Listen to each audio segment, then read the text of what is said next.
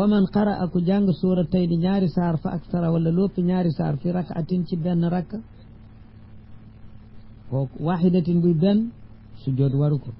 aw xaraja wala mu génn min suratin jóge ci saar ila suratin jëm ci weneen saar dafa jaxase njàng mi li ñuy wax runge ci waxu wolof alquran ji niroo mu jàng ci bii ba yàgg ndeke génne na fi mu doon jàng ma nga ca wale kooku du tax a sujjóot aw raka'a wala mu rukoo qabla tamaami surati la jëkk matu saar kooka du sujjóot dégg tant que andi na lu mat ci sunna xiraatul quran ci grand fatiha te andi na rek lu mat benn laaya rek dootu sujjóot lu laaya ba gàtt gàtt fala shay alayhi dara waru ko fi jamii dalika ci mboolam loolu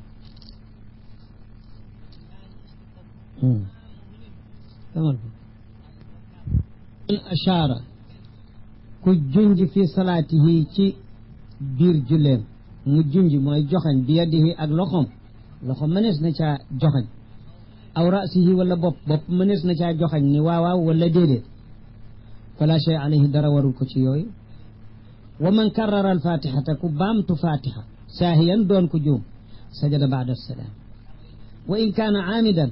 bu fekkee dafa nekk ni moo ko tey fa zahiru li nga xam ni moo gën a wër daal mooy albutlaanu yàqub julleem ñàkkul xilaaf nag moo tax mu ne waaye li nga xam ne mooy zahir mooy wax ji gën a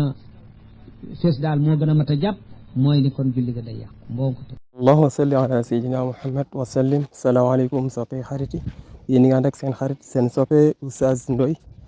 di leen wax ni képp koo xam ne bëgg nga si numéro bii di daw suuf mën nga ñu si envoyer message WhatsApp incha allahu rabbi di nga si jot